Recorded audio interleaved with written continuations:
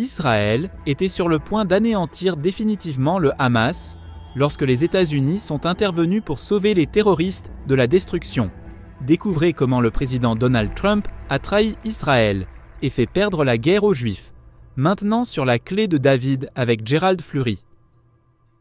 Bonjour à tous. Cela fait 4 ans que nous prophétisons la reconquête de la présidence par Donald Trump et c'est désormais chose faite. Je vous lirai quelques passages des Écritures qui le prouvent à mesure que nous avançons.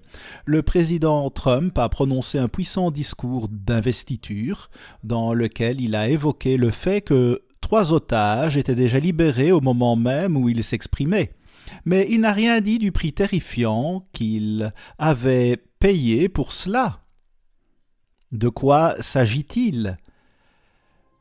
Le premier ministre israélien, Benjamin Netanyahou, avait déjà presque totalement détruit les terroristes du Hezbollah au Liban, et il semblait que les Juifs étaient sur le point de conquérir les terroristes de Gaza. Mais soudain, on a assisté à des cris de victoire en Iran et à Gaza. Ces gens disaient qu'ils avaient gagné la guerre. Comment cela est-il possible ? Comment cela a-t-il pu se produire ? Melanie Phillips est l'une des plus grandes journalistes du monde et elle vit à Jérusalem. Son analyse de ce qui s'est passé est choquante. Dans l'article qu'elle a écrit le 16 janvier 2025, elle évoque un changement soudain. Et de nombreux autres journalistes éminents disent la même chose. Je tâcherai de les citer également au fur et à mesure que nous avancerons. Voici donc ce que dit Melanie Phillips. Je ne citerai qu'un petit paragraphe. Elle a déclaré « Et il y avait une incrédulité désemparée que le président élu, Donald Trump, sur lequel tant de gens comptaient pour permettre à Israël de se défendre contre le génocide, ait trahi l'État juif en contraignant le premier ministre israélien Benjamin Netanyahou à accepter l'accord catastrophique promu par l'administration Biden. » Trump a fait la même chose que Biden prévoyait de faire et espérait pouvoir faire. Pourquoi le président Trump a-t-il fait cela ?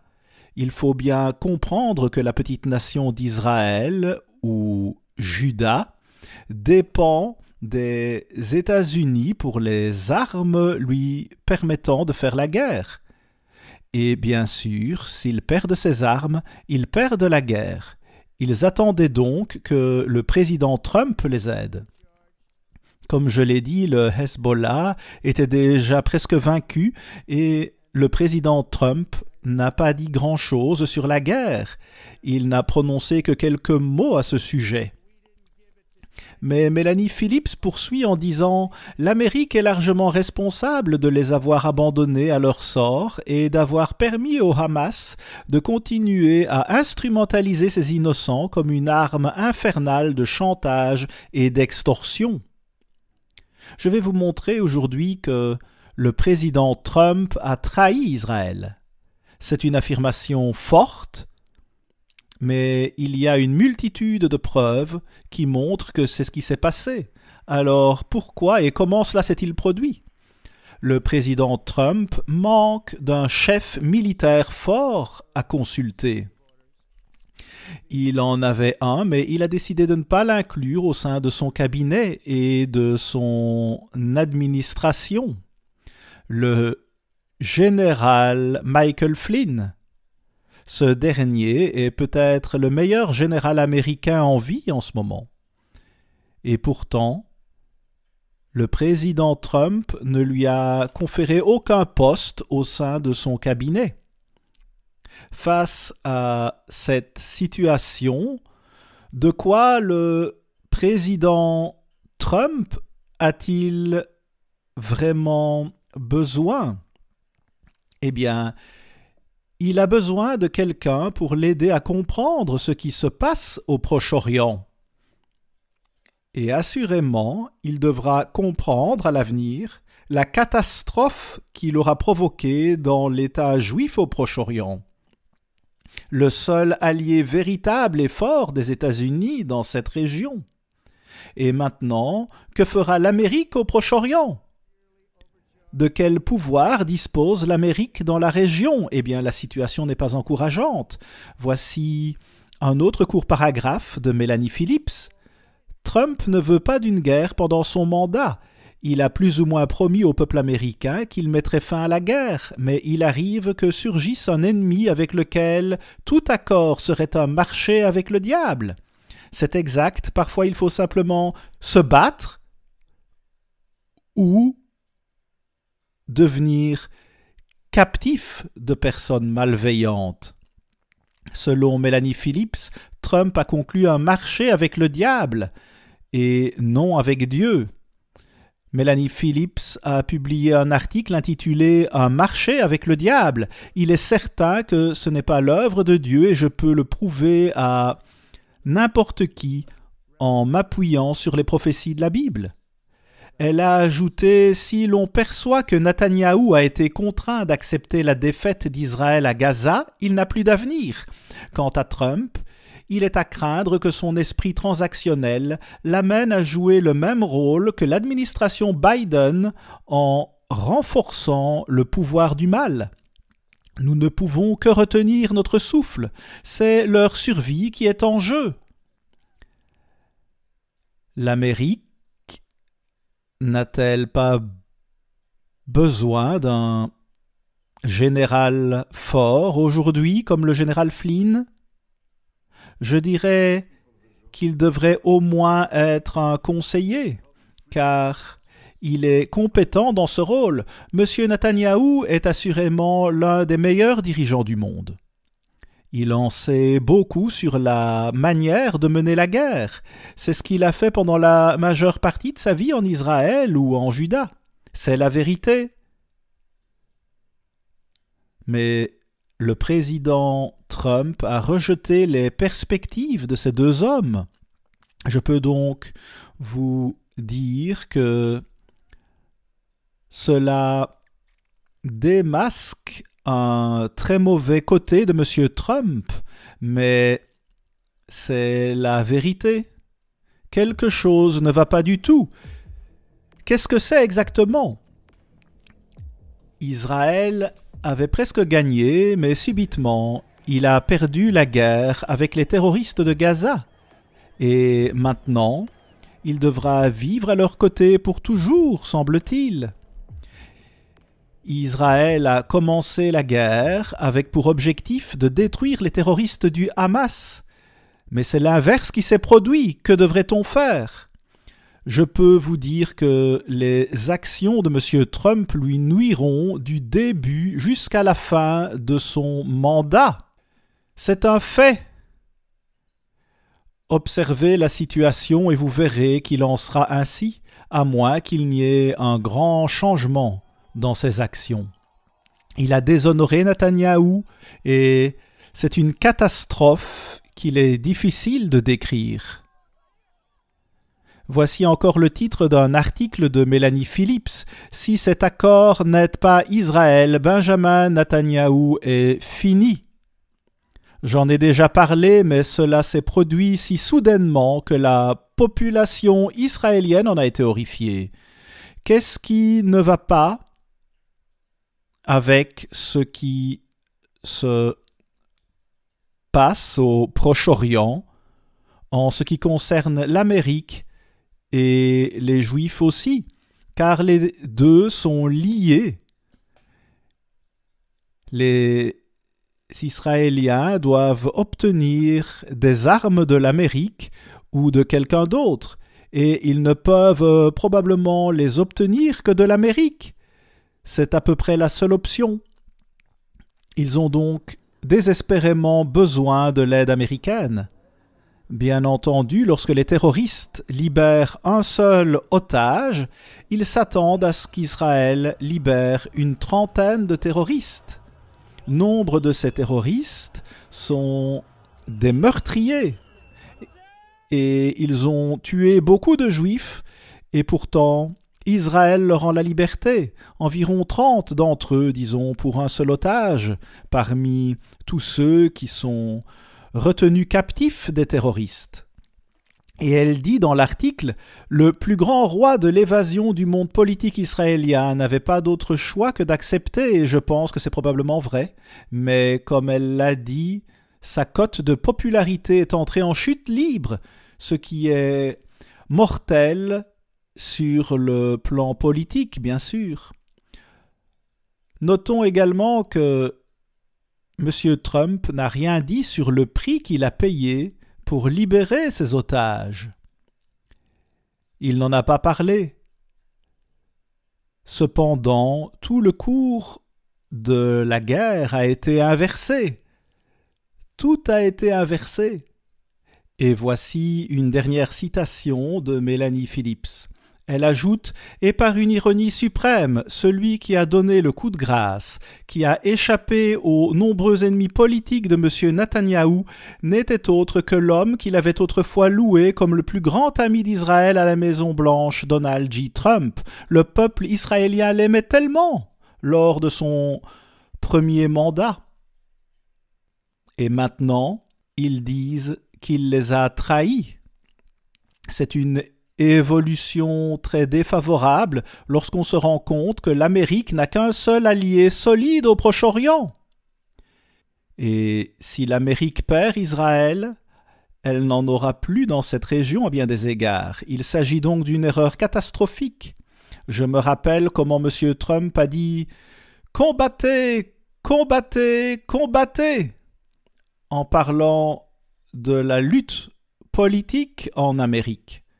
Il a dit cela après avoir été touché par balle au niveau de l'oreille, car certains voulaient le tuer pour l'écarter du pouvoir. Pourtant, Dieu l'a délivré. C'est Dieu qui a fait en sorte que les choses se passent ainsi. Et j'ai même dit 2 mois avant les faits qu'il ne serait pas assassiné. Je savais cela parce que la prophétie indiquait qu'il serait encore en vie et qu'il reviendrait à la présidence. Si j'ai le temps, j'en parlerai davantage. Voici une autre citation d'un journaliste, c'est un article de Brendan O'Neill, sorti également le 16 janvier. Il dit « Soyons honnêtes, le cessez-le-feu est une aubaine pour le Hamas et un coup dur pour Israël. » Il poursuit en disant qu'Israël avait le noble objectif de détruire ces terroristes et que maintenant tout a été inversé. Et maintenant les Israéliens doivent continuer à vivre à leur côté et subir probablement d'autres massacres avant d'être prêts à comprendre ce qui se passe réellement. Pourtant, je crois que M. Netanyahou est un vrai guerrier, tout comme le général Flynn, et je me demande si le président ne finira pas par écouter de tels hommes. Sinon, Donald Trump empruntera un chemin très sombre. Ce qu'il a fait jusqu'ici est erroné et nous sommes certainement familiers avec le général Flynn, nous le connaissons très bien, c'est un grand patriote et probablement l'un des meilleurs généraux américains, sinon le meilleur. Remarquez ceci, c'est une autre citation du journaliste que j'ai cité plus haut. Il dit « Pour moi, cela suscite de vraies inquiétudes quant à l'approche de Trump en matière d'affaires étrangères. » Réfléchissez à cette déclaration massive. Permettez-moi de la répéter. Pour moi, cela suscite de vraies inquiétudes quant à l'approche de Trump en matière d'affaires étrangères. Dans ce monde dangereux, il y a beaucoup de terroristes internationaux et beaucoup d'entre eux ne sont pas appelés ainsi, bien qu'ils devraient probablement l'être. Et il ajoute « Faire passer la tranquillité d'esprit des futurs dirigeants américains avant le droit de l'État juif à vaincre les antisémites qui menacent son existence semble être une perspective désastreusement myope. Les conseillers de Trump ne comprennent-ils pas ce qui est en jeu au Proche-Orient ? Réfléchissez-y. Les conseillers de Trump ne comprennent-ils pas ce qui est en jeu au Proche-Orient ? Il s'agit tout simplement d'une erreur monumentale. Et comment pourrait-il en être autrement lorsqu'une telle chose se produit ? Je vous dis que ce sont de profondes déclarations. Ces journalistes sont experts et c'est une évolution très négative à laquelle le président Trump devra faire face un jour. Selon ce journaliste, Trump veut s'attribuer le mérite d'avoir gagné la paix, mais ses actions n'ont rien à voir avec la véritable paix. Il conclut en disant « Trump peut jubiler, mais si nous n'apportons pas de réponse à ces questions, la crise, tant là-bas qu'ici, se poursuivra. Les crises se poursuivront et cela ne change pas. » Les gens voient bien que M. Trump a fait des déclarations fortes. Mais quels sont ses actes dans cette crise la plus grave au Proche-Orient ? De nombreuses puissances qui n'aiment pas les États-Unis sont parfaitement conscientes de ce que cela signifie, et ce qui vient de se passer leur donnera un champ d'action plus large que jamais auparavant. M. Trump ne veut vraiment pas d'une guerre, mais parfois on ne peut pas l'éviter. C'est ce qui s'est passé avec les Juifs. Que pouvait-il faire d'autre ? Et maintenant, ils ont conclu un pacte avec le diable, ce qui finira très mal. Je pense que nous devrons vivre avec les conséquences de cette décision pendant longtemps. Trump s'est battu ouvertement en Amérique et Dieu l'a utilisé pour le faire. Selon la prophétie, nous expliquons tout cela dans le nouveau trône de David, si je n'ai pas le temps d'y revenir aujourd'hui. Alors M. Netanyahou est un homme qui se bat et qui s'est gagné comme personne ne l'a fait au Proche-Orient depuis un certain temps. Et il a la volonté de se battre pour sa nation dans une guerre. C'est le genre d'allié dont on a besoin, quelqu'un qui se battra pour la liberté. Il peut y avoir des différences politiques à ce sujet, mais nous ne parlons pas de politique. Il s'agit de gagner une guerre. Israël se retrouve confronté à cela maintenant. C'est un cauchemar et une tragédie colossale. Mais ce que nous voyons dans l'État juif en ce moment, c'est une guerre tellement importante. La nation et sa survie en dépendent. Se battre ou mourir en tant que nation, voilà ce dont il s'agit. Et l'Amérique a perdu le Proche-Orient en ce qui concerne le pouvoir qu'elle y exerçait auparavant. Elle a perdu son influence dans cette région. Les habitants de l'Iran et de Gaza ont jubilé et se sont réjouis ces derniers jours. Le président Trump a été touché par balle et presque tué, mais c'était un miracle de Dieu parce qu'il avait promis de ramener cet homme à la présidence. Dieu devait le faire. Et j'avais dit 2 mois avant les faits que Trump ne serait pas assassiné parce que le 7e chapitre d'Amos nous apprend qu'il devait revenir à la présidence. Voici maintenant un article du Boston Globe par Jeff Jacoby. Il dit que c'était une grave erreur, à savoir de répéter une grave erreur.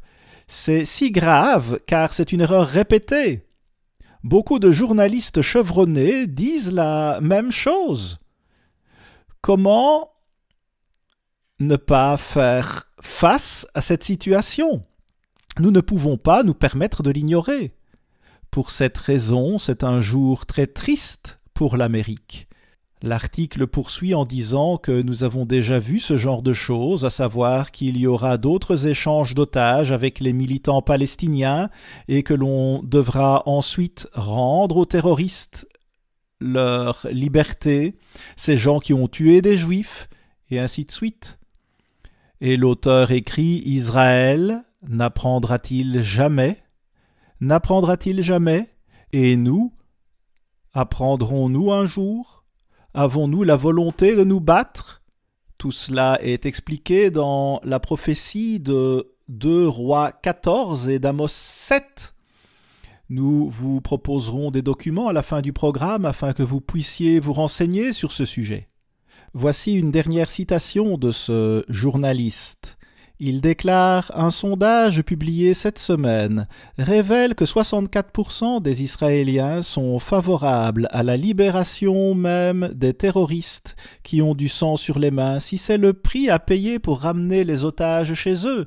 Cela montre que le peuple est beaucoup plus faible qu'il ne devrait l'être. Cette catastrophe a été décrite par un bon nombre de journalistes, surtout les journalistes israéliens. Alors, je n'ai pas le temps d'aborder les 2 passages de l'Écriture dont j'ai parlé, mais nous vous proposons de nombreuses publications qui vous aideront à comprendre. À la semaine prochaine, ici Gérald Fleury, au revoir les amis. Toute notre littérature est disponible sans frais et sans engagement de votre part. Commandez dès maintenant l'histoire et la prophétie du Moyen-Orient et Jérusalem selon la prophétie. Toutes nos publications sont gratuites.